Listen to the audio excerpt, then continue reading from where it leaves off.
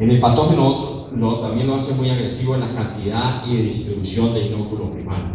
Es importantísimo que si ustedes, así no hayan tenido pericularia, pero más si han tenido pericularia, el tratamiento que se le dé a los residuos de cosecha inmediatamente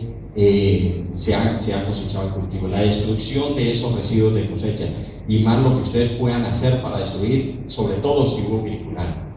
Hay muchas alternativas que pueden tener y hacer después de haber cosechado, como la quema de los residuos, incorporación profunda de los residuos, a veces la misma inundación del cultivo para crear unas condiciones anaeróbicas que mate el hongo. O sea, todas esas actividades que se pueden hacer para destruir el patógeno ayudan entonces a disminuir lo que se llama el inóculo primario que va a sobrevivir para una cosecha siguiente. La capacidad reproductora, vuelvo y digo, este hongo, a diferencia de la mayoría de los otros hongos que afectan el arroz, cada una de esas lesiones en forma de diamante que les mostré produce miles y miles de esporas que van a ser diseminadas. Casi la mayoría de los otros hongos del arroz no son tan importantes porque aunque vemos lesiones, el hongo no está produciendo unas estructuras normalmente en condiciones de campo que van a ser diseminadas, o si las produce en muy bajas cantidades. Tal vez este es el hongo que más produce esas esporas y que ese ciclo de vida que mostré, desde el proceso de infección, desde que se deposita una espora hasta que vuelve a producir más esporas, se puede completar en un tiempo tan corto como una semana. Si la variedad es muy susceptible y las condiciones ambientales son muy favorables, a veces en 5 días. Entonces puedes imaginarse cuántos ciclos de vida tiene este patógeno en un cultivo del arroz cuando la variedad es susceptible. Y dispersión, bueno, hay muchas formas de que se puede diseminar este patógeno, principalmente el agua lluvia, el viento, pero nosotros mismos podemos estar diseminando el patógeno, otros insectos y cualquier otro individuo que tenga contacto con el cultivo. Supervivencia, este hongo tiene una capacidad de sobrevivir por mucho tiempo en condiciones en el suelo, en los residuos de cosecha. Tejido que ha sido infectado, que quede sobre la superficie del suelo, el hongo tiene la capacidad de sobrevivir sobre él. En el caso de pericularia, las condiciones para el desarrollo de la enfermedad que más favorece son una temperatura de 25 a 28 grados centígrados, con temperaturas nocturnas que pueden bajar y lo que llamamos y sentimos un frío. Necesita definitivamente una humedad relativa alta. Y cuando uno habla de humedad relativa alta no quiere decir que esté lloviendo mucho. A veces inclusive lluvias duras, continuas, favorecen más el desarrollo del patógeno porque están lavando las esporas del tejido infectivo, está induciendo que germinen y si no están infectando nada se están muriendo. Humedad es la humedad del ambiente, una humedad mayor del 80%. Y tal vez el factor más importante es el rocío que es el que vemos en las mañanas cuando entramos al cultivo. Si este rocío es de 12 a 14 horas y ha habido unas temperaturas más o menos bajas en la noche, ese es el ambiente ideal para esta enfermedad. La baja luminosidad siempre también favorece el desarrollo de la enfermedad y, como dije, las altas densidades y altas dosis de nitrógeno. Hay muchas formas de ayudar a controlar la enfermedad, como es la resistencia varietal, los diferentes componentes de un manejo integrado de enfermedad que están relacionados con el manejo adecuado y balanceado del cultivo, relacionados con la fertilización balanceada que ya vimos, el manejo del agua, las adecuadas densidades de siembra, el control de otros hospederos o malezas. Importantísimo el uso de semillas certificadas. Este es un patógeno que, aunque no se transmite en gran cantidad en la semilla, sí la semilla puede llevar y lleva esporas que van a servir de inóculo en una cosecha y pueden iniciar el desarrollo de la enfermedad. Y finalmente el control químico. Si la variedad es susceptible y no estamos haciendo una fertilización adecuada del cultivo, hay muchos trabajos que demuestran por años y años que esos desbalances nutricionales y esos excesos de nitrógeno favorecen el desarrollo de pericularia. Ya dije, cuando uno puede mantener un cultivo, aunque la variedad sea susceptible en condiciones de riego, pero un riego bien manejado, en donde no se estén presentando áreas con condiciones de secano que permiten el desarrollo de la enfermedad, nosotros podemos tener un manejo adecuado de la piricularia en riego. Aquí esto es un resultado de varios años que fue conducido en Colombia con diferentes dosis de nitrógeno en las condiciones de riego y secano, y ese es el promedio con varias variedades susceptibles, y vemos cómo a medida que se aumenta el nitrógeno, se aumenta en una variedad susceptible, se aumenta el porcentaje de piricularia en el cuello. Y esta piricularia va a ser siempre peor en secano que en condiciones de riego.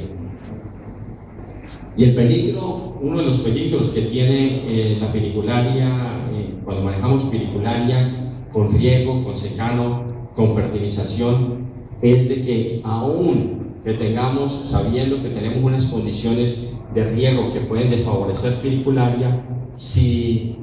estamos aplicando mayor cantidad de nitrógeno, entonces estamos también ayudándole al patógeno a que la planta sea afectada y a perder el efecto benéfico de las condiciones de riego. Esto, por ejemplo, es también un promedio de muchos ensayos con diferentes variedades en donde miramos las interacciones y vemos siempre el mismo resultado para las diferentes opciones que podemos detener en un manejo de cultivo. Ya dijimos que podemos tener riego o secano, o sea, y hablo de secano no necesariamente el cultivo entero como secano, pero esas áreas en donde el cultivo ha quedado bajo condiciones de secano, y podemos tenerlo protegido químicamente o no protegido en el riego, o en secano protegido y no protegido,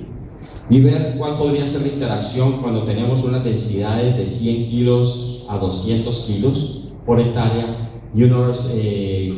fertilizaciones de 80 kilos de nitrógeno a 160 kilos de nitrógeno. Bueno, de esta tabla, y que está relacionada al desarrollo de piricularia, podemos ver siempre la misma tendencia, y una es que si manejamos el cultivo adecuadamente con la fertilización que es la que necesita ese cultivo y con la densidad que es la que necesita esa variedad, y que muchas veces siempre es las menores que las que normalmente usa el agricultor. Por ejemplo, aquí 80 kilos de nitrógeno y 100 kilos de semilla. Vemos aquí que el promedio de todas esas variedades y todos esos ensayos daba un rendimiento de 6.6 toneladas por hectárea. Si miramos esa misma interacción para todas las otras formas de cultivar el arroz, de 100 con 80, vemos que siempre este rendimiento es mucho más alto que cuando consideramos la combinación de una mayor densidad, mayor población de plantas que está favoreciendo el desarrollo de la enfermedad con una mayor cantidad de nitrógeno. Vemos casi siempre que por lo menos entre esta menor nitrógeno, menor densidad, y mayor nitrógeno y mayor densidad, siempre puede haber hasta una diferencia de 1 tonelada, y a medida que vamos moviendo a otros factores que no estamos ayudando a controlar, como decir, no lo estamos protegiendo química, la diferencia puede ser todavía mucho más extrema. Y si estamos en unas condiciones de secano, así se ha protegido, se pierde el efecto de haber tenido el riego, se pierde el efecto del control químico. Vemos que siempre en esta diagonal, siempre el rendimiento es mucho más bajo. Entonces, si tenemos una variedad altamente susceptible y está en secano y no está protegida químicamente, y tenemos una densidad alta y un nitrógeno alto, el rendimiento puede bajarse más de 4 toneladas con respecto a lo que sería el manejo adecuado de nitrógeno, de densidad, de riego y de una protección química. Entonces tenemos por lo menos aquí 4 componentes que relacionan el riego, la fertilización, la densidad y el control químico para ayudar a manejar esta enfermedad. Yo creo que con base a la presentación anterior, con base a todos estos componentes, repito, sin querer decir aquí que esto es una receta, sino que cada uno vaya conociendo, como ya decimos, hay que conocer la variedad, qué tan susceptible es, qué tan resistente es, qué tanto responde al nitrógeno, qué tanto no responde, entender, conocer sus lotes, cuál fue la historia del lote el año pasado, qué pasó, los análisis de suelo, cuánto necesita el cultivo. El caso siempre es que toda esa información sirva para no excederse en esos factores que van a ayudar al desarrollo de piricularia, y podemos llegar a manejar aún en variedades con una susceptibilidad intermedia. Sin embargo, hay algo que tal vez ustedes han podido experimentar este año. Si la variedad es altamente susceptible, y eso es un componente del manejo integrado, la tolerancia de la enfermedad, la reacción de la variedad a la enfermedad. Si tenemos una variedad demasiado susceptible, es posible que ni el control químico nos sirva, y tal vez, y yo oí hoy que he tenido experiencias a veces de hasta 4 aplicaciones que ya no controlan la enfermedad. O sea, que el control genético siempre sigue siendo tal vez el factor o uno de los factores más importantes, y en el caso de nuestra compañía nos preocupamos por asegurarnos de que las variedades híbridas que se están liberando tengan un buen nivel de rendimiento, de tolerancia a la enfermedad, si no es que tengan una resistencia completa. En el caso de piricularia es muy importante que ustedes entiendan que la resistencia, y ustedes tal vez oyen mucho, se rompió la resistencia, es porque por muchos años la resistencia se ha venido a controlar con los genes de resistencia que están presentes en el ADN pues, de la planta, y muchas veces métodos que son muy eficientes en otros cultivos, que un solo gen de resistencia puede controlar a un patógeno. En el caso de este patógeno no es así, se necesitan varios genes, y han habido muchos estudios que se condujeron en el CIA que demuestran, por ejemplo, este es un caso que muestra, por mostrar solamente 3 genes de resistencia que son reportados en piricularia, que se conocen como 1, 2 y 33. Miren lo que pasa cuando se utiliza un solo gen con el mismo patógeno piricularia. El patógeno puede llegar a matar el cultivo. Si se utilizan las combinaciones de 2 de esos genes, aún así pueden ser susceptibles. Pero definitivamente lo que controla la resistencia, lo que da una resistencia más estable, más durable a la piricularia, es cuando podemos identificar combinaciones de varios genes que,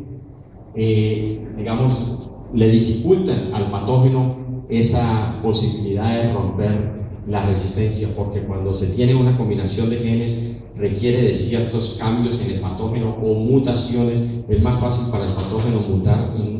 mutar para llegar a quebrar la resistencia de un gen que si le toca mutar para romper la resistencia de 3 genes. Nosotros entonces en la compañía nos basamos en estos conocimientos que han sido generados, mucha información existe, para asegurarnos que cada año estamos haciendo una evaluación en los híbridos, damos condiciones ambientales en donde sembramos variedades susceptibles